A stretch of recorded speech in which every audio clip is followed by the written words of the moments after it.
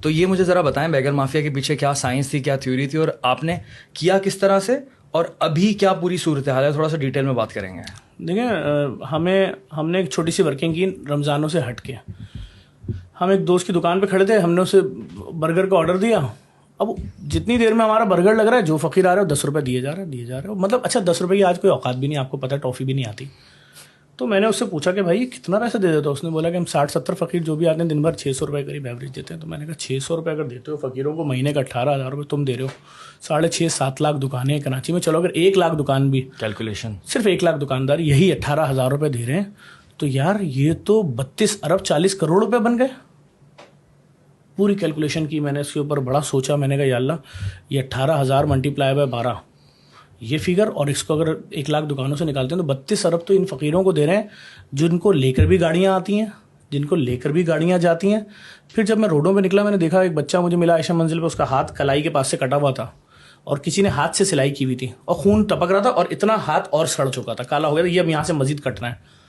میں نے اس سے بات کی, بھائی تم کیا کماتے ہو؟ تو اس نے بولا کہ بھائی آدمی نے کہ میں کماتا ہوں پر ڈے 1,000 روپے بھیک مانگ کے. میں نے کہا یہ بچہ کس کا ہے؟ کہ میرا بچہ ہے. میں نے کہا یہ کتنا کماتا ہے؟ کہہ رہے چونکہ اس کا ہاتھ کٹا ہوا ہے 1,500 پر ڈے کماتا ہے, 45,000 مہینہ. بیوی الگ بیٹھی ہوئی تھی. ایموشنل ٹچ آ گیا نا.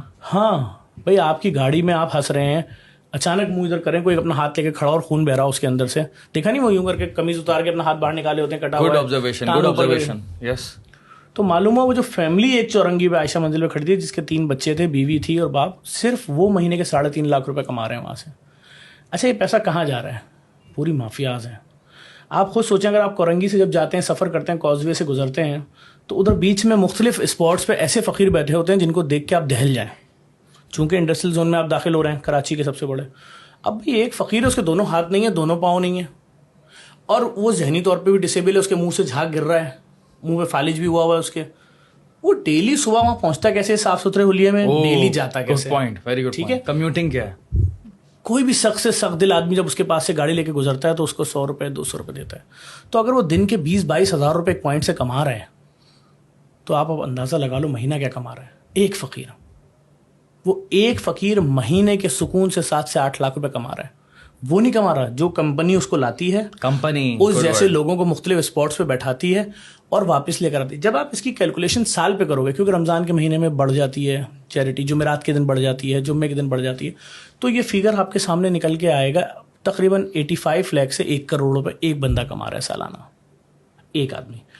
میں نے اس پہ پوری ورکنگ کی. میں نے لوگوں کو بتایا کہ 32 ارب 40 کروڑ روپے کا اگر ہم 20,000 روپے کا راشن باکس اپنے کسی جاننے والے کو دیتے ہیں جو بیچارہ سفید پوش ہے, تو کتنے خاندان بنتے ہیں؟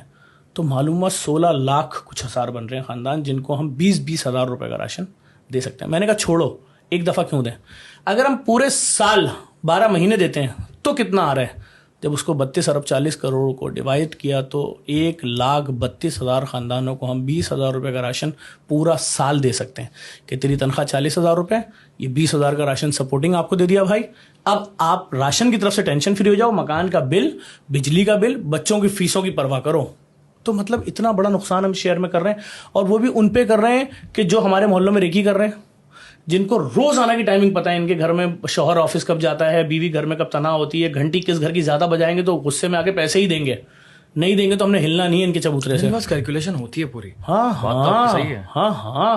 آپ مجھے بتاؤ نا یار کہ ان کی یہ زندگی کون سی جی رہے ہیں؟ موبائل ان کے پاس نکلے گا, آپ کو ہر خبر سے باخبر ہوتے ہیں. آپ دیکھیں 25 فقیروں نے مجھے نام لے کے گالیاں بکی ہیں, جو لوگوں نے مجھے ٹیگ کیا ویڈیوز میں.